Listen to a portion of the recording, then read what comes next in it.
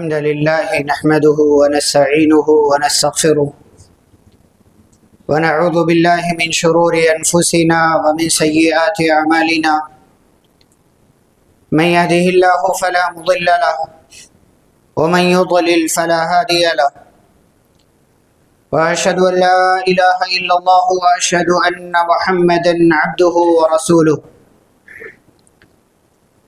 يا أيها الذين آمنوا اتقوا الله حق تقاته ولا تموتن إلا وأنتم مسلمون يا أيها الناس اتقوا ربكم الذي خلقكم من نفس واحدة وخلق منها زوجها وبث منهما رجالا كثيرا ونساء واتقوا الله الذي تساءلون به والأرحام إن الله كان عليكم رقيبا يا أيها الذين آمنوا اتقوا الله وقولوا قولا سديدا يصلح لكم أعمالكم ويغفر لكم ذنوبكم ومن يطع الله ورسوله فقد فاز فوزا عظيما أما بعد فإن خير الحديث كتاب الله وخير الهدي هدي محمد صلى الله عليه وسلم وشر الأمور محدثاتها وكل محدثة بدعة وكل بدعة ضلالة وكل ضلالة في النار أعوذ بالله من الشيطان الرجيم بسم الله الرحمن الرحيم وأقيموا الصلاة وآتوا الزكاة وما تقدموا لأنفسكم من خير تجدوه عند الله إن الله بما تعملون بصير رب اشرح لي صدري ويسر لي أمري واحلل عقدة من لساني يفقهوا قولي رب زدني علما اللهم صل وسلم على نبينا محمد صلى الله عليه وسلم وبارك عليه محترم حاضرین جمعہ، اسلامی بھائیوں، بزرگوں، نوجوانوں، عزیز بچوں اور پردہ نشین خواتین اسلام، آج کے اس خطبہ جمعہ میں جس عنوان اور جس موضوع پر بولنے کا حکم دیا گیا ہے اس کا تعلق زکوٰۃ سے ہے۔ زکوٰۃ کے کچھ احکام اور کچھ بنیادی مسائل کا اور زکوٰۃ سے متعلق کچھ اہم باتوں کا انشاءاللہ آج کے اس خطبہ جمعہ میں تذکرہ کیا جائے۔ زکوٰۃ عربی زبان کا ایک لفظ ہے اور شریعت کی زبان میں ایک اصطلاح ہے، ایک ٹرم ہے۔ اس کا معنی اور مفہوم کیا ہے؟ زکوٰۃ کے اندر لغوی اعتبار سے، معنی کے اعتبار سے دو باتیں ہیں۔ پہلی بات کہ زکوٰۃ کا مطلب ہوتا ہے پاکی، صفائی اور ستھرائی کی، اور زکوٰۃ کو شریعت کی زبان میں زکوٰۃ اسی لیے کہتے ہیں کیونکہ انسان زکوٰۃ ادا کر کے اپنے بقیہ مال کو پاک اور صاف کر لیتا، اس کا بقیہ مال پاک اور صاف ہو جاتا، اسی لیے اس کو زکوٰۃ کہتے ہیں۔ دوسرا معنی زکوٰۃ کا ہے بڑھنے کے، نشو و نما، ترقی، اضافہ، زیادتی، اور یہ معنی بھی زکوٰۃ کے اندر شامل ہے۔ زکوٰۃ کو زکوٰۃ اس لیے کہتے ہیں کیونکہ زکوٰۃ دینے کے بعد انسان کے مال میں کمی نہیں بلکہ اضافہ ہوتا ہے۔ تو یہ دو معنی ہیں زکوٰۃ کے، ایک تو پاک صاف کرنا اور دوسرے بڑھنا یا بڑھانا، اضافہ ہونا، زیادہ ہونا۔ شریعت کی زبان میں زکوٰۃ کس کو کہتے ہیں؟ زکوٰۃ کچھ خاص مال جو خاص لوگوں سے لیا جاتا ہے اور خاص لوگوں کو دے دیا جاتا ہے، یہ ہے زکوٰۃ۔ اب اس کی اپنی پوری تفصیل ہے۔ شریعت اسلامیہ نے زکوٰۃ کو فرض کیا، اللہ اور اس کے رسول صلی اللہ علیہ وسلم نے مسلمانوں کے اوپر زکوٰۃ فرض کیا، اور زکوٰۃ فرض کرنے کے ساتھ ساتھ اس کو اسلام کا ایک رکن بھی بتایا۔ اسی لیے پیارے رسول صلی اللہ علیہ وسلم نے جب اسلام کے ارکان کی وضاحت کی تو آپ نے فرمایا بنی الاسلام علی خمس، اسلام کی بنیاد 5 چیزوں پر ہے. شہادتی اللہ الہ الا اللہ وان محمد رسول اللہ. نمبر 1 توحید، شہادتین کا اقرار کرنا. اور نمبر 2 وإقام الصلاۃ، نماز قائم کرنا. اور نمبر 3 وإیتاء الزکاۃ، زکوٰۃ ادا کرنا. زکوٰۃ کو شریعت نے فرض بھی کیا اور ساتھ ساتھ اسلام کا رکن بھی بتایا ہے. اب زکوٰۃ جو شریعت نے فرض کیا، اس کے پیچھے کی حکمتیں کیا ہیں، اس کے پیچھے کے مقاصد کیا ہیں؟ مقصد نمبر 1 زکوٰۃ کے فرض ہونے کی اور زکوٰۃ کے معاشرے میں نافذ کرنے کی، تاکہ انسان زکوٰۃ دے کر کے اپنے مال کو بڑھا لے. یہ اللہ تعالیٰ کا احسان ہے، یہ اللہ تعالیٰ کا فضل ہے کہ آپ دنیا کی کوئی بھی چیز دیتے ہیں، دینے کے بعد وہ آپ کے ہاں گھٹ جاتی ہے. لیکن زکوٰۃ جو اللہ کا نظام ہے، قانون ہے، شریعت کا قانون ہے، اسلام کا رکن ہے، اگر آپ یہ زکوٰۃ انصاف کے ساتھ مکمل جو زکوٰۃ آپ کے مال میں فرض ہو رہی ہے، اگر آپ وہ ادا کر دیتے ہیں، آپ کا مال بڑھے گا. یہ زکوٰۃ فرض کرنے کے پیچھے کی حکمت، یہ مقصد ہے تاکہ آپ کو اللہ اور مال دے. اللہ رب العالمین جیسے ہوتا ہے نا اسباب اختیار کرتا ہے، بندے کو بعض دفعہ کچھ چیزیں سیدھا سیدھا اللہ تعالیٰ دے دیتا ہے، لیکن بعض دفعہ اللہ رب العالمین چاہتا ہے کہ بندہ اسباب اختیار کرے. جب بندہ وہ سبب اپنا لیتا ہے تو اللہ تعالیٰ اس کو وہ چیز عطا کر دیتا ہے. اب بندہ کیا چاہتا ہے کہ اس کا مال اور بڑھے اور بڑھے اور زیادہ ہو، تو اللہ تعالیٰ نے راستہ بتایا. مال اور زیادہ چاہیے تو کیا کرنا پڑے گا؟ اگر زکوٰۃ فرض ہو رہی ہے تو زکوٰۃ ادا کرنا. یہ حکمت ہے زکوٰۃ کے فرض ہونے کی. نمبر 2 سماج سے، معاشرے سے غریبی دور کرنے کے لیے، سماج سے، معاشرے سے غریبی دور کرنے کے لیے بہت بڑی حکمت ہے. اور اسی لیے زکوٰۃ کے مصارف کا تذکرہ جب ہوگا تو اللہ تعالیٰ نے پہلے نمبر پر زکوٰۃ کس کو ادا کیا جائے گا؟ کہا انما الصدقات للفقراء والمساکین. اس شریعت نے 2 چیزیں رکھی. زکوٰۃ آپ دیں گے کس کو؟ فقیر کو اور مسکین کو. اگر زکوٰۃ کا نظام، زکوٰۃ کا یہ سسٹم صحیح طریقے سے معاشرے پر نافذ کیا جائے اور تمام لوگ جن کے مال میں زکوٰۃ فرض ہو رہی ہے اگر انصاف کے ساتھ نکالنا شروع کر دیں، ادا کرنا شروع کر دیں، دیکھیں کچھ سالوں میں سماج سے غریبی ختم ہو جائے گی، محتاجی ختم ہو جائے گی. اور یہی صحابہ کرام کے دور میں بھی ہوا، صحابہ کرام کے دور میں ہوا.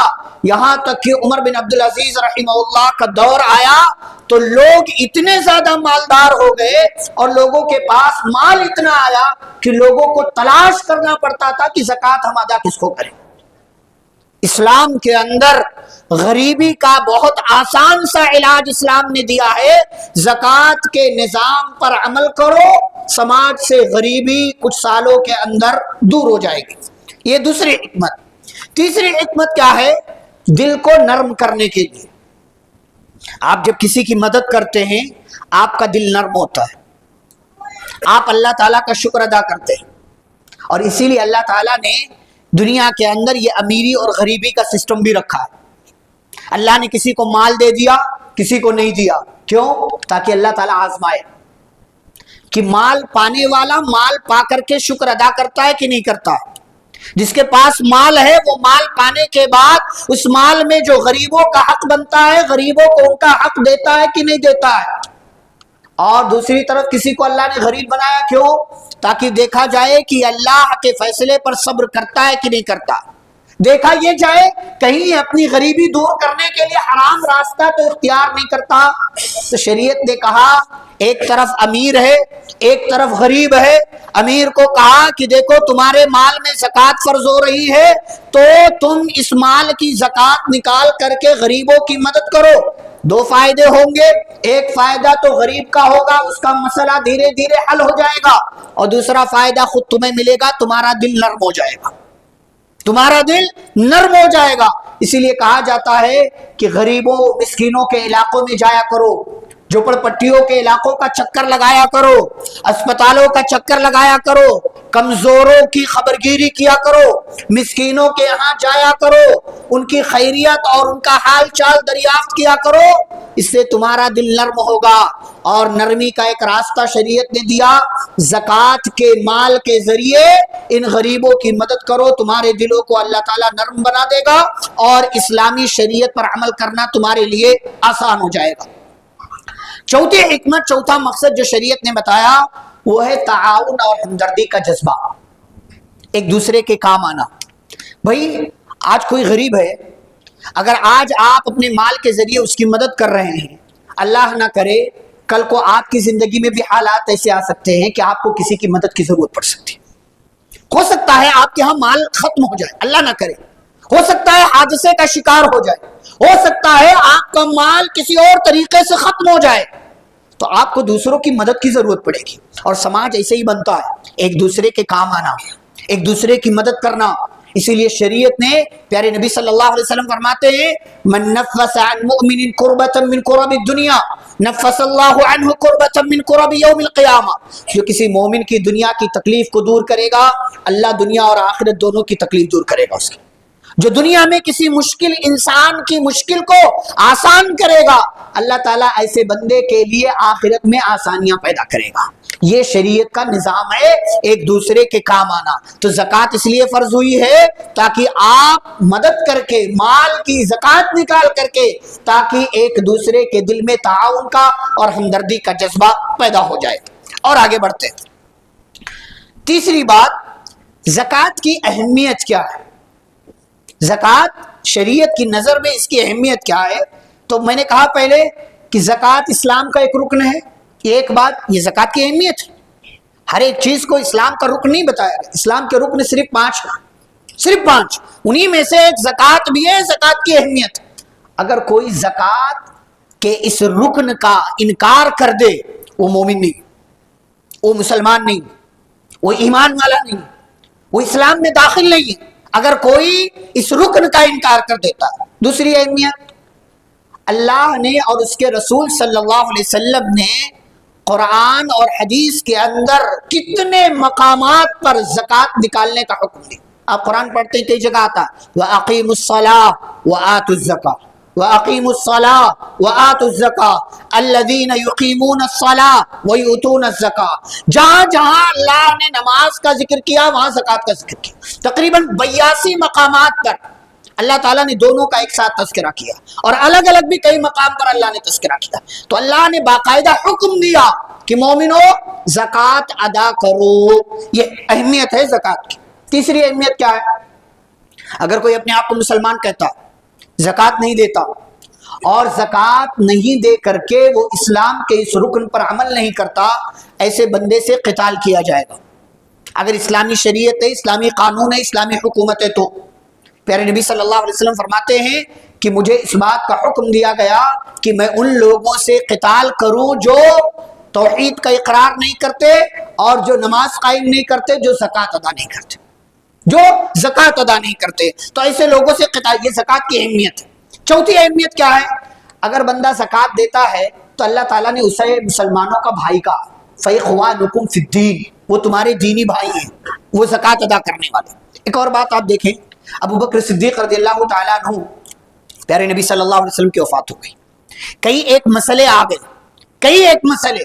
अबू बकर सिद्दीक़ रज़ियल्लाहु अन्हु के खलीफा बनने के बाद नबूवत का दावा करने वाले पैदा हो गए, और इधर उधर से बगावतों का ज़ुहूर होना शुरू हो गया, और कुछ ऐसे लोग पैदा हुए या ज़ाहिर हुए जो अभी अभी मुसलमान हुए थे। उन्होंने कहना शुरू किया, हम ज़कात अदा नहीं करेंगे। ज़कात का मामला नबी सल्लल्लाहु अलैहि वसल्लम की ज़िंदगी तक था, नबी की वफ़ात हो गई, अब ज़कात का सिस्टम नहीं। अबू बकर सिद्दीक़ रज़ियल्लाहु अन्हु बहुत नर्म दिल इंसान है, बहुत, उनका दिल बहुत नर्म है, लेकिन इस मौके पर इस्लाम के एक रुकन की तौहीन हो रही थी, इस्लाम के निज़ाम के साथ खिलवाड़ किया जा रहा था। अबू बकर सिद्दीक़ रज़ियल्लाहु अन्हु ने कहा, वल्लाही, सारे सहाबा कह रहे थे, नहीं, अभी इन लोगों से निपटने की ज़रूरत नहीं है, अभी इनका मामला पीछे रखिए, बाद में इनको देख लेंगे। अबू बकर सिद्दीक़ रज़ियल्लाहु अन्हु ने कहा, नहीं, अल्लाह की कसम, लौ मनऊनी इक़ालन कानू यउद्दूनहु इला रसूलिल्लाहि सल्लल्लाहु अलैहि वसल्लम लकातलतुहुम अला मनइ।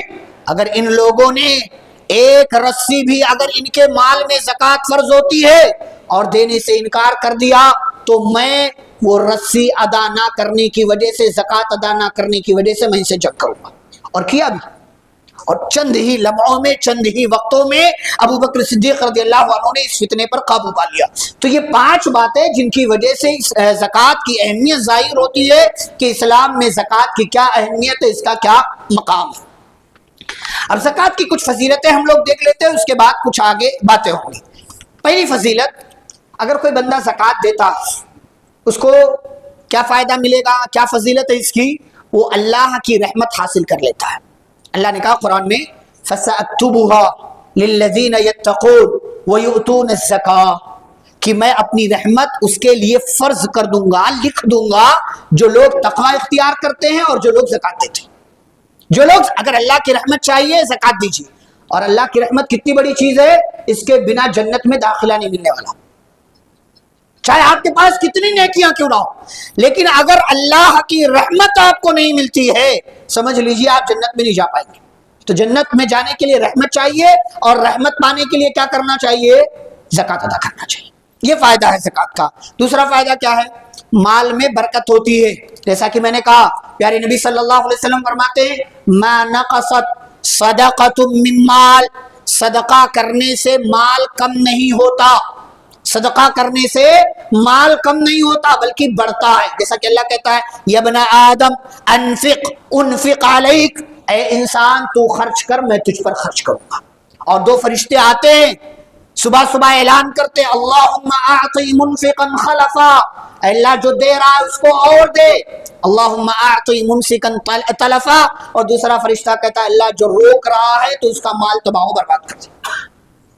अगर आप ज़कात देते हैं, सदका देते हैं, खैरात करते हैं, आपके लिए फरिश्ते की दुआ है, फरिश्ता आपके लिए दुआ करता है, आपका माल बढ़ता है। लेकिन अगर आप रोक लेते हैं, फरिश्ते की बद्दुआ आपको मिलती है और आपका माल तबाह बर्बाद हो जाता है। तीसरा फायदा या तीसरी फजीलत, जन्नत की जमानत।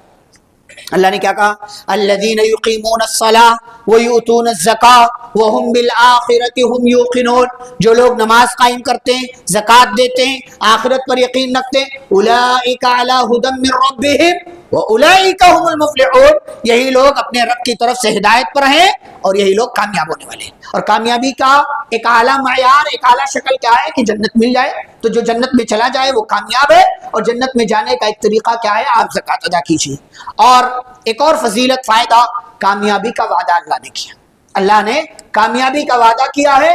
अल्लाह फरमाते हैं, जो लोग ज़कात देते हैं वो लोग कामयाब होने वाले। और एक जगह अल्लाह ने ये भी कहा, अल्लज़ीना ला युतूनज़्ज़कात व हुम बिल आखिरति हुम काफिरून, कि जो लोग ज़कात नहीं देते हैं वो लोग काफिर हैं।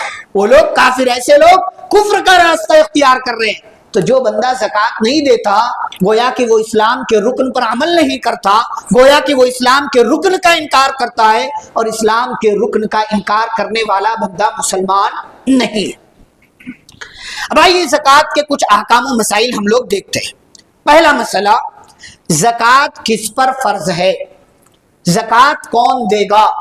तो देखें, इसके लिए 3 शर्तें हैं, 3 बुनियादी शर्तें पाई जानी जरूरी हैं। नंबर 1, कि आप माल के मालिक हो, आपके पास माल हो और आप ही उस माल के मालिक हो। आपके पास माल तो बहुत सारा, लेकिन आप उसके मालिक नहीं है, तो आपके ऊपर ज़कात फर्ज नहीं, आपके ऊपर ज़कात, क्योंकि वो आपका माल ही नहीं। नंबर 1, आप उस ज़कात के मालिक, उस माल के मालिक। नंबर 2, वो माल निसाब तक पहुंच रहा हो, उस लेवल तक पहुंच रहा हो जो लेवल शरीयत ने बनाया है। सोना इतना, चांदी इतना, पैसा इतना, तिजारत इतना, जो लेवल शरीयत ने बताया उस लेवल तक माल पहुंचना चाहिए, जिसे निसाब कहते हैं। और तीसरी शर्त यह है कि मुकम्मल 1 साल गुजर जाए।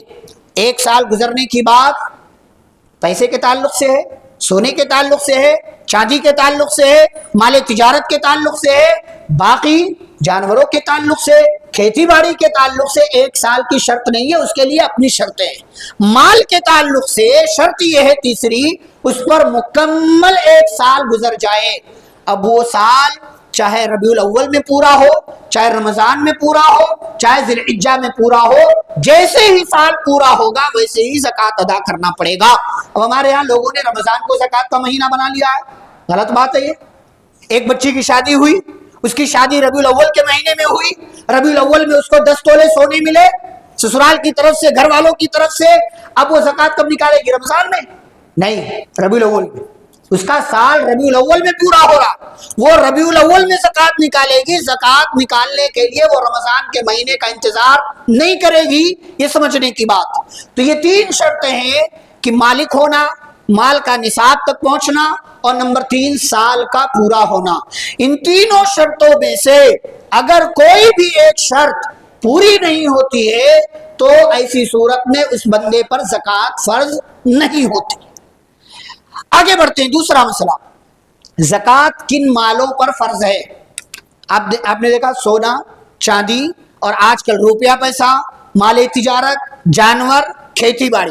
لیکن اس کھیتی میں کہ جس غلے اناج کو آپ اسٹور کر سکتے ہیں اور جو وزن کرنے کے قابل ہو، کھیت سے نکلنے والے ہر مال پر زکوٰۃ نہیں، بلکہ اسی مال پر جس مال کو آپ اسٹور کر سکتے ہو۔ اب آپ کی ٹماٹر کی بہت بڑی کھیتی ہے، آپ اسٹور نہیں کر سکتے، چاہے جتنا پیدا ہو جائے کوئی زکوٰۃ نہیں۔ کوئی بھی ایسا سامان جس کو آپ اسٹور نہیں کر سکتے لیکن آپ کے کھیت میں وہ پیدا ہو رہا ہے، اس پر زکوٰۃ فرض نہیں ہے، چاہے وہ کنٹل میں ہو، ٹن میں ہو، جس میں بھی ہو، زکوٰۃ فرض نہیں ہے۔ آپ اپنی طرف سے دے دیں الگ بات، لیکن اس میں شریعت نے زکوٰۃ فرض نہیں۔ یہ اللہ تعالیٰ کی رحمت کی ایک اور دلیل ہے۔ پھر آپ کا مال خراب ہو جائے گا 10 15 20 دنوں کے بعد، تو گویا کہ آپ کے ساتھ ظلم ہو گیا اگر اس پر بھی زکوٰۃ فرض کر دیا جائے۔ تو شریعت نے کہا نہیں، اس پر زکوٰۃ فرض نہیں، کیونکہ آپ اس کو اسٹور ہی نہیں کر سکتے۔ اگر اسٹور کر سکتے تو فائدہ آپ کو ملتا، آپ کو فوراً بیچنا ہے، جیسے بھی بیچنا ہے۔ تو اس لیے شریعت نے کہا جو مال اسٹور کر سکتے اسی میں زکوٰۃ فرض ہوگی۔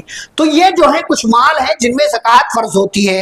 اچھا، جانور وغیرہ کی بھی اپنی تفصیلات۔ تیسری بات، زکوٰۃ کب ادا کرنا چاہیے؟ اس حوالے سے بات آ گئی کہ جیسے ہی زکوٰۃ آپ کے مال میں فرض ہوگی ویسے ہی آپ کو زکوٰۃ ادا کرنا، انتظار نہیں کرنا، بلکہ آپ تھوڑا پہلے نکال سکتے ہیں لیکن لیٹ مت کیجیے، اس لیے کہ اللہ نہ کرے، مرنا تو ہی ہے، مقدر ہے، ہر انسان کی موت کا وقت مقرر ہے۔ آپ کے مال میں زکوٰۃ فرض ہو چکی تھی، آپ نے ٹائم پر نہیں نکالا، آپ کی وفات ہو گئی۔ اب آپ کے مال میں زکوٰۃ نکالے گا کون؟ کس کو سسٹم معلوم؟ کس کو قاعدہ معلوم؟ قاعدہ مطلب آپ کا مال تجارت کتنا آنا ہے، کتنا دینا ہے، کتنا، پورا حساب کتاب کس کو معلوم ہے؟ مالک آپ تھے، نکالنا آپ کو تھا، اس لیے آپ ذمہ دار ہیں۔ جیسے ہی وقت پورا ہو جائے ویسے ہی آپ اپنے مال کی زکوٰۃ نکال دیجیے۔ آتے ہیں زکوٰۃ کی طرف، سونا اور چاندی، اس کی زکوٰۃ۔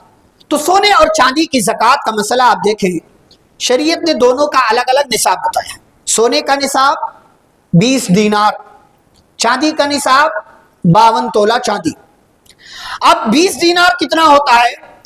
اس زمانے میں جو نبی صلی اللہ علیہ وسلم کا دور ہے، وہ زمانہ ہے، وہ عہد ہے، اس زمانے میں سونا چاندی دونوں زیورات بھی ہیں، دونوں کرنسی بھی ہیں، دونوں مال کے طور پر بھی استعمال ہو رہے ہیں، اور دونوں میں بہت زیادہ فرق نہیں تھا، بہت زیادہ فرق نہیں تھا۔ آپ اس کو اپنے حساب سے 1 10 1 12 1 15 مان سکتے ہیں کہ بس اتنا فاصلہ تھا۔ آج کتنا فاصلہ ہے؟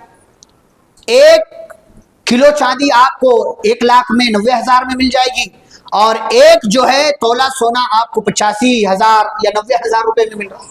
تو زمین آسمان کا فرق ہو گیا، اس دور میں اتنا زیادہ فرق نہیں تھا۔ تو سونے کا نصاب شریعت نے بتایا 20 دینار۔ اب 20 دینار کتنا ہوتا ہے؟ ہمارے یہاں لوگ اس کو 7.5 تولہ بولتے ہیں، تولہ آپ کے یہاں 10 گرام کا ہوتا ہے۔ اس حساب سے مانے تو 75 گرام سونا صرف ہوگا، لیکن یہ نہیں، شریعت نے 20 دینار بتایا، 1 دینار 4.25 گرام سونا ہوتا ہے، تو 20 دینار 85 گرام سونا ہوگا، 85. آج کے حساب سے تولے میں اگر اس کو کنورٹ کریں 8.5 تولے بنتے ہوں.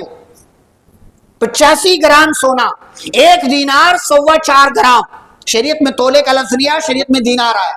اور آج کے زمانے کے حساب سے دینار کو آپ گرام میں کنورٹ کرتے، 1 دینار 4.25 گرام. اس طریقے سے 85 گرام سونا ہو گیا. اور یہ سونا بھی خالص، یہ سونا بھی خالص 18 کیرٹ نہیں. پھر 18 کیرٹ کا 85 گرام سونا ہے تو پھر اسی حساب سے آپ کو فرق کرنا پڑے گا یہ ہو کتنا رہا اوریجنل. پھر وہ آگے بڑھا کر کے پھر اس میں آپ دیکھیں گے کہ کتنا جا کر کے یہ پھر 85 گرام خالص سونے کے برابر ہوگا. وہ آپ دنیا کے حساب سے جو ہے اس کا کیلکولیشن کر سکتے ہیں. اتنا اگر فرض ہو گیا آپ کے پاس اتنا سونا تو اب آپ کو زکات ادا کرنا ہے. اچھا، ایک آدمی بھی سونا خرید سکتا، پہن نہیں سکتا، خرید سکتا ہے. صرف عورتوں کے لیے سونا خاص نہیں، مرد بھی خرید سکتا، مرد بھی لے سکتا، مرد بھی رکھ سکتا، لیکن پہن نہیں سکتا. پہن نہیں سکتا، شریعت نے حرام کیا. مردوں کے لیے دنیا میں سونا پہننا حرام کیا، لیکن خریدنا حرام نہیں. خرید سکتا ہے مرد، چاہتا ہے کہ بھائی آگے چل کر کے کام آئے گا، جبکہ آج کل کوئی بہت زیادہ فائدہ ہوتا نہیں ہے سونے میں، وہ معاملہ رہا نہیں. لیکن پھر بھی اگر کوئی چاہتا ہے تو مرد بھی خرید سکتا ہے، عورت بھی خرید سکتی ہے. اچھا، اب فرض ہو گئی تو اب آپ کو 2.5% نکالنا ہے. 2.5%. اب 2.5% آپ چاہے سونے میں سے بیچ کر کے دو، چاہے آپ اپنی جیب سے دو، لیکن دینا ہے اتنے کی زکات. اور ہر سال دینا. ایسا نہیں ہے کہ آپ صرف 1 سال دیں گے خلاص. ہر سال دینا ہے جب تک آپ کے پاس وہ سونا جو نصاب تک پہنچا ہوا ہے آپ اس کے مالک ہیں. ہر سال آپ کو ادا کرنا. یہ سونے کی زکات کا مسئلہ ہوا. چاندی کی زکات کا کیا مسئلہ ہے؟ چاندی کی زکات شریعت کہتی ہے 52 تولہ. ہمارے ہاں اس کو 595 گرام بولتے. 595 گرام. آج کے زمانے کے حساب سے آپ 600 گرام، آدھے کلو سے تھوڑا زیادہ. چاندی کسی کے پاس ہو گئی، سال گزر گیا، وہ مالک ہے، اب اس کو زکات ادا کرنا ہے. اس میں بھی وہی 2.5% والا معاملہ ہے. 2.5% اس کو زکات ادا کرنا ہے، چاہے بیچ کر کے ادا کرے یا اپنی جیب سے ادا کرے. اب یہاں ایک مسئلہ کہ استعمال والا جو سونا ہے، جو عورت کان میں پہن رہی ہے، ہاتھ میں پہن رہی ہے، یا جو ہے ناک میں پہن رہی ہے، گلے میں پہن رہی ہے، کیا استعمال والے سونے پر بھی زکات ہے؟ جی ہاں، زکات ہے. استعمال کی کوئی اور چیز ہو، گھر ہے آپ کا استعمال کے لیے، گاڑی ہے آپ کی استعمال کے لیے، دکان ہے آپ کا استعمال کرنے کے لیے، ایسے ہی آپ کے پاس کچھ اور ہے استعمال کرنے کے لیے، اس استعمال والے سامان پر زکات نہیں. لیکن بات جب زیورات کی آئے گی، سونا چاندی کی بات آئے گی، گرچہ وہ استعمال میں ہے لیکن اس پر بھی زکات آپ کو ادا کرنا ہے. اچھا، ایک بات بتائیے کہ آج کل لوگ سونے چاندی میں کون ڈیل کرتا؟ وہ صحابہ کا دور تھا، سونا چاندی لینا دینا، خرید اور بیچ رہے ہیں تو بھی سونے چاندی کے ذریعے. وہی کرنسی ہے، وہی زیور ہے، وہی مال ہے، وہی کل کائنات. ہم تو لین دین کے لیے پیسے دے دیتے ہیں نا، کرنسی دے رہے ہیں، روپے پیسے نوٹ دے رہے ہیں، سونا چاندی نہیں دیتے. تو سونا چاندی بندہ بنواتا کس لیے ہے؟ استعمال کے لیے. اب اگر آپ یہ کہو کہ استعمال والے زیورات پر زکات نہیں ہے تو زکات آج کون دے گا سونے چاندی پر؟ سونے چاندی پر اکا دکا لوگ اسٹور کرنے کے لیے بنواتے ہیں کہ ہاں بھائی چلو آڑے وقت میں کام آئے گا. باقی لوگ پہننے کے لیے تھوڑا ادھر سے مل گیا، تھوڑا ادھر سے مل گیا، تھوڑا خرید لیا، پھر وہ جا کر کے نصاب سے اوپر ہو جاتا ہے تو پھر اب زکات ادا کرنا. تو استعمال والے زیورات پر بھی زکات ہے، زکات ادا کرنا چاہیے. اسی میں احتیاط کا تقاضا بھی ہے. اچھا، اب اس میں دیکھتے تجارت، مال تجارت کی زکات. اب مال تجارت سال بھر کا کیلکولیشن آپ کیجئے، سال بھر کا حساب کیجئے، کتنا دینا ہے، کتنا لینا ہے، کتنا آنا ہے، کتنا جانا ہے، وہ پلس مائنس سب کر کے آپ پورا حساب کتاب کیجئے. دکان میں کتنا مال ہے حساب کیجئے اور زکات انصاف کے ساتھ نکالیے. یہ شریعت کی تعلیم ہے. اب یہاں کچھ لوگ زمینوں کا مسئلہ پوچھتے، زمین کا کیا مسئلہ ہے؟ تو دیکھیں، زمین کئی الگ الگ طرح کی ہوتی. ایک وہ زمین جو آپ نے لیا ہے اور آپ یہ سوچ رہے ہیں کہ کل کو میں یہاں دکان بناؤں گا، کرائے پر دے دوں گا لوگوں کو، کرائے پر دے دوں گا لوگوں کو. تو آپ کی وہ زمین جب تک آپ دکان نہیں بنوا رہے ہیں آپ کا مال سمجھا جائے گا اور اس پر آپ کو زکات نکالنا پڑے گا. جب آپ دکان بنوا لیں گے، دکان سے کرایہ آنے لگے گا، اور یا آپ نے اس دکان کو بیچ دیا تو اب وہ مال جو آ رہا اگر کرائے کی شکل میں آ رہا ہے، اس پر سیونگ ہو رہی ہے، سال گزر رہا ہے، تو پھر اس پر آپ زکوٰۃ دیں گے۔ اگر مال خرچ ہو جا رہا ہے، پیسہ خرچ ہو جا رہا ہے، کرائے کا مال تھا، تو آپ نے جو ہے پھر اس پر زکوٰۃ فرض نہیں ہوگی۔ اگر آپ نے دکان بیچ دیا، وہ پیسہ آپ نے رکھا، اس پر سال گزر گیا، پھر اس کی بھی زکوٰۃ آپ کو نکالنا ہے۔ ایک وہ زمین ہے جو آپ نے یہ سوچ کر کے لیا ہے کہ 5 سال بعد 10 سال بعد یہاں گھر بنواؤں گا، رہوں گا، یا میرے بچے رہیں گے، تو اس پر زکوٰۃ فرض نہیں، اس پر کوئی زکوٰۃ نہیں، کیونکہ آپ نے اپنے ذاتی استعمال کے لیے لیا۔ ایک وہ زمین ہے جو آپ نے بیچنے کی نیت سے لیا ہے، 10 سال بعد یہاں کی زمین کی ویلو بڑھ جائے گی، بیچ دوں گا، میرا اچھا خاصا فائدہ ہو جائے گا، آپ ہر سال اس کی زکوٰۃ نکالیں گے۔ کچھ لوگ ہیں کہتے لیا ہے چپ پڑی ہے، کیوں پڑی ہے؟ کہتے ہیں میں نے ابھی نیت نہیں کیا ہے۔ کیوں نہیں کیا ہے؟ کیجئے۔ کیا کرنے کے لیے لیا آپ نے؟ بیچنے کے لیے، استعمال کے لیے، کس لیے آپ نے لیا ہے؟ آپ اپنی نیت فکس کر لیجئے، اور جو نیت آپ فکس کریں گے اسی کے اعتبار سے فیصلہ کیا جائے گا، اسی کے اعتبار سے حکم لگایا جائے گا۔ اگر آپ نے ذاتی استعمال کے لیے لیا ہے، نیت بنایا ہے، تو زکوٰۃ نہیں ہے۔ اگر آپ نے بیچنے کے لیے لیا ہے، نیت بنا لیا ہے، تو پھر آپ کو زکوٰۃ ادا کرنا پڑے گا، ہر سال کی زکوٰۃ دینا پڑے گا۔ قرض کی زکوٰۃ کا کیا مسئلہ ہے؟ کچھ لوگ کہتے ہیں کہ میرا اتنا قرض ہے، فلاں فلاں صاحب نے لیا ہے، آنا ہے لیکن نہیں آ رہا۔ کتنا ٹائم ہوا؟ 2-4 مہینے ہوا، 6 مہینے ہوا، 8 مہینے ہوا، اسی سال آپ نے دیا ہے، تو اس مال کو شامل کر کے اس کی زکوٰۃ نکالیں گے۔ اگر ٹائم نکل گیا، 4 سال 5 سال، بظاہر آنے کا کوئی راستہ نظر نہیں آ رہا ہے، کوئی صورت نظر نہیں آ رہی ہے، تو اب آپ اس مال کی زکوٰۃ ابھی نہیں ادا کریں گے۔ جب وہ مال آپ کو مل جائے گا تو علماء نے کہا کم از کم 1 سال کی زکوٰۃ آپ کو نکالنا ہے۔ جب مل جائے گا اسی وقت فوراً، یہ نہیں دیکھیں گے کہ پھر سال گزرے گا، جیسے ہی ملے گا ویسے ہی فوراً آپ کو زکوٰۃ نکالنا ہے۔ اچھا، کچھ لوگ کہتے ہیں کہ شیخ میرے پاس اتنا مال ہے، 50 لاکھ مال ہے، لیکن میں 5 لاکھ قرضہ بھی ہوں، تو کتنے کی زکوٰۃ نکالوں؟ کتنے کی زکوٰۃ نکالوں؟ بھئی یہ سوال ویلڈ ہی نہیں، یہ سوال انویلڈ ہے۔ آپ 5 لاکھ قرضہ ہے، 50 لاکھ آپ کے پاس ہے، تو 5 لاکھ دے کیوں نہیں رہے؟ آپ نے دیا کیوں نہیں 5 لاکھ قرضہ؟ کس دن کا انتظار کر رہے ہیں؟ اور سماج میں اس طریقے کے بہت سے لوگ، ان سے مال لیا پیسہ نہیں دیا، ان سے قرضہ لیا پیسہ نہیں دیا، یہاں سے مال اٹھایا پیسہ نہیں دیا، اور قرض کے معاملے میں ہمارا سماج آج اس حد تک پہنچ چکا ہے کہ مسلمان قرض لے کر کے واپس نہیں کرتا۔ قرضہ لیں یا دیں تو لین دین کا معاملہ مضبوط ہونا چاہیے۔ تو آپ نے قرضہ لیا، واپس کیجیے۔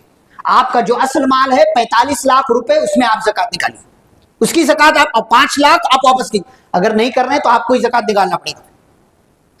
اگر آپ نہیں دے رہے تو ایک تو جرم کر ہی رہے آپ، لیکن دوسرا جرم مت کیجیے، اس 50 لاکھ کی پورے کی زکوٰۃ نکالیے۔ یہ آپ کا حق ہے، یہ آپ کو شریعت تعلیم دیتی ہے۔ اچھا، اب زکوٰۃ کے تعلق سے مختلف مسائل، جانوروں کا تذکرہ نہیں کر رہا ہوں کیونکہ ہمارے ہاں جانوروں کو پالنے کا بہت زیادہ مسئلہ نہیں ہے۔ کھیتی کے تعلق سے میں نے تذکرہ کر دیا، بعض لوگوں نے 6 کنٹل، بعض لوگوں نے 6.5، بعض لوگوں نے 7 کنٹل بتایا ہے۔ اگر غلہ اناج جو اسٹور کرنے کے قابل ہے، وزن کرنے کے قابل ہے، اتنا پیدا ہوتا ہے، تو شریعت کہتی ہے اس میں آپ زکوٰۃ دیجیے، اس میں آپ زکوٰۃ دیجیے۔ اگر آسمان کے پانی سے وہ سیرابی ہوئی ہے، آپ نے محنت نہیں کی ہے، تو 10واں حصہ، یعنی 100 کلو میں سے 10 کلو، اور اگر آپ نے محنت کیا ہے تو 100 کلو میں سے 5 کلو آپ کو زکوٰۃ نکالنا ہے، 20واں حصہ آپ کو زکوٰۃ ادا کرنا ہے۔ یہ باتیں ہو گئی۔ اب اگر زکوٰۃ فرض ہو رہی ہے تو سوال یہ ہے کہ میں زکوٰۃ دوں کس کو، زکوٰۃ ادا کس کو کروں؟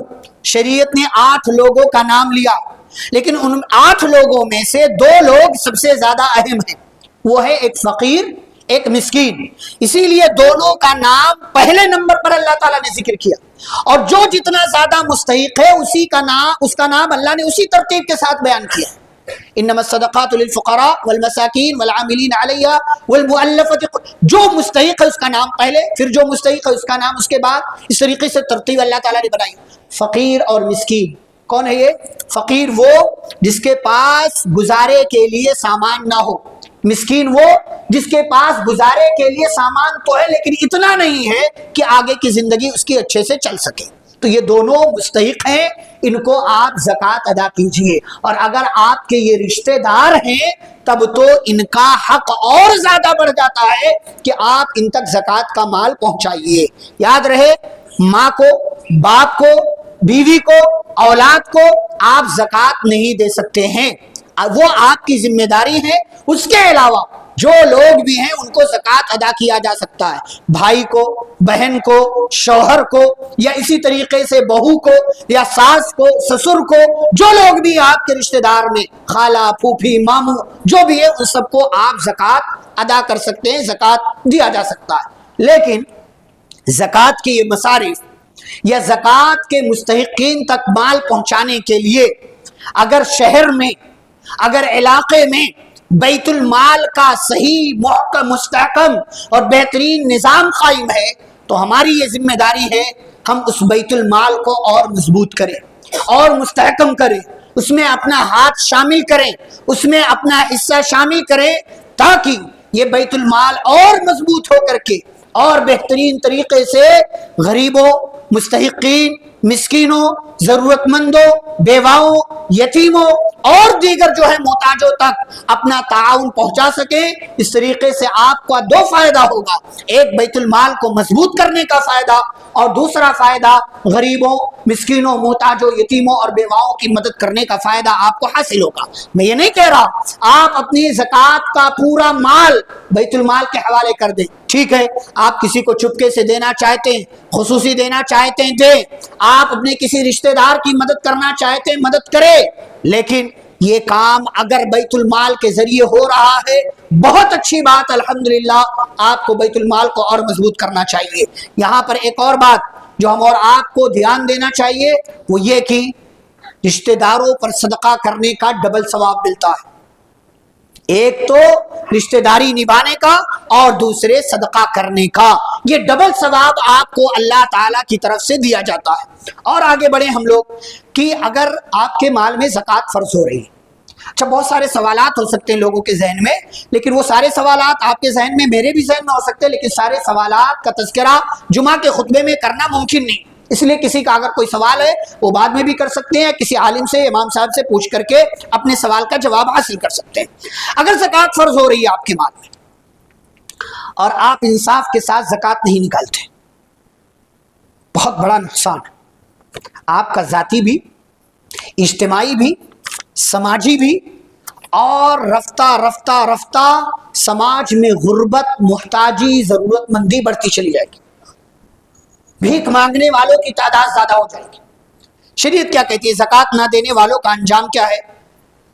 مال کی جو لوگ زکوٰۃ نہیں نکالتے، اللہ کہتا ہے وَلَا يَحْسَبَنَّ الَّذِينَ يَبْخَلُونَ بِمَا آتَاهُمُ اللَّهُ مِنْ فَضْلِهِ هُوَ خَيْرٌ لَهُمْ، جو لوگ مال میں کنجوسی کرتے ہیں، بخیلی کرتے ہیں، اس کا حق ادا نہیں کرتے، وہ مال غریبوں تک نہیں پہنچاتے، سمجھتے ان کے لیے اچھا ہے؟ نہیں، بل هو شر لهم، ان کے لیے برا ہے، اچھا نہیں ہے ان کے لیے۔ سَيُطَوَّقُونَ مَا بَخِلُوا بِهِ يَوْمَ الْقِيَامَةِ، اللہ کہتے ہیں ان کے مال کو توق بنا کر کے ان کے گلے میں قیامت کے دن ڈال دیا جائے، یہ مال کی زکوٰۃ نہ ادا کرنے کا انجام ہے۔ دوسری جگہ اللہ تعالیٰ فرماتا ہے جو لوگ سونے چاندی کی زکوٰۃ نہیں ادا کرتے یا مال جمع کر کے رکھتے ہیں، والذین یکنزون الذهب والفضة ولا ينفقونها في سبيل الله فبشرهم بعذاب أليم، جو لوگ سونا چاندی جمع کر کے رکھتے ہیں، اللہ کے راستے میں خرچ نہیں کرتے، ایسے لوگوں کے لیے دردناک عذاب کی خوشخبری ہے، ان کا مال قیامت کے دن تپایا جائے گا، گرم کیا جائے گا، اور اسی گرم کیے ہوئے مال کے ذریعے جو ان کا اپنا مال ہوگا، ان کی پیشانی، ان کے پہلو، ان کی پیٹھ کو داغا جائے گا اور کہا جائے گا ھذا ما کنزتم لانفسکم، یہ تمہارا وہ مال ہے جو تم نے دنیا میں اپنے لیے جمع کیا تھا، لو آج اس جمع کیے ہوئے مال کا انجام اور اس کے عذاب کا مزہ چکھتے رہو۔ اور پیارے نبی صلی اللہ علیہ وسلم ایک اور حدیث میں فرماتے وَلَمْ يَمْنَعُوا زَكَاةَ أَمْوَالِهِمْ، جو قوم زکوٰۃ دینا چھوڑ دیتی ہے إِلَّا مُنِعُوا الْقَطْرَ مِنَ السَّمَاءِ، اللہ زکوٰۃ نہ ادا کرنے کی وجہ سے ایسی قوم پر آسمان سے بارش کے قطرے روک لیتا ہے۔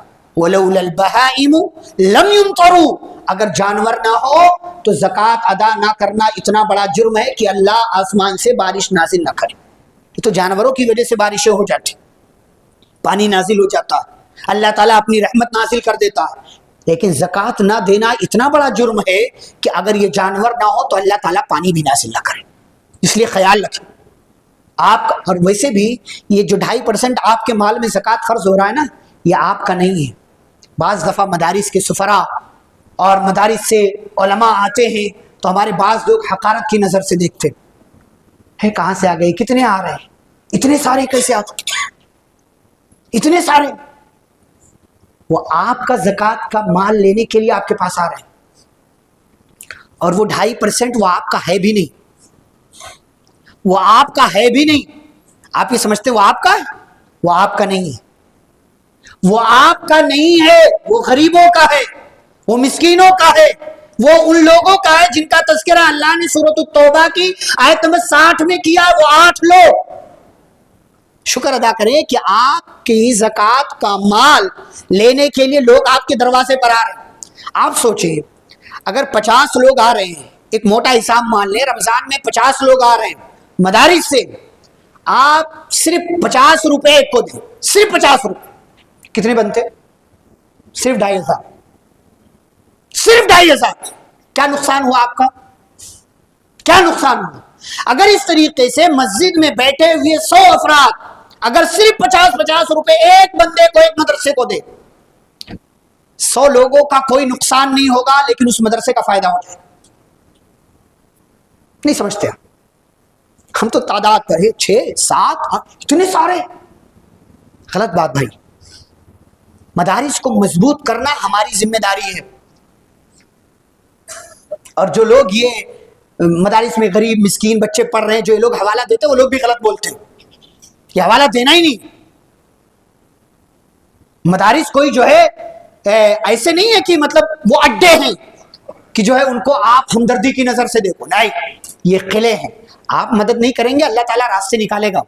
یہ تو شکر ادا کریں اللہ تعالیٰ آپ کو وسیلہ بناتا اسلام کے قلعوں کی حفاظت کے لیے، دینی مدارس کی حفاظت کے لیے.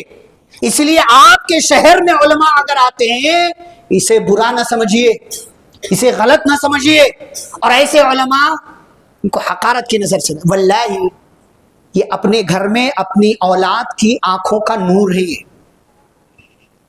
اپنی بیویوں کے سر کے تاج ہیں. یہ اسے آپ اپنے گھر میں عیش کے ساتھ ہیں نا، یہ بھی اپنے گھر میں عیش کے ساتھ رہتے ہیں، لیکن مدارس کی ضرورت کے لیے یہ آپ کے دروازے تک، آپ کے شہر تک آتے ہیں.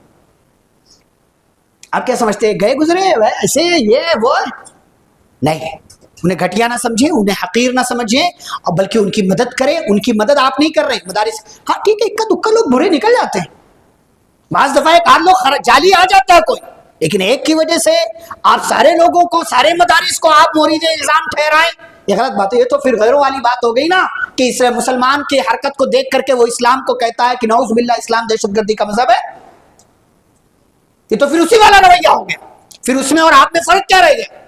تو اس لیے قدر کیجئے، اللہ تعالیٰ کا شکر ادا کیجئے، اور یہ سوچئے کہ یہ 2.5% آپ کا نہیں ہے، یہ غریبوں کا حق ہے، مسکینوں کا حق ہے. یہ حق ان تک پہنچائیے. آپ کے علاقے میں بیت المال ہے، اس کو مضبوط کیجئے.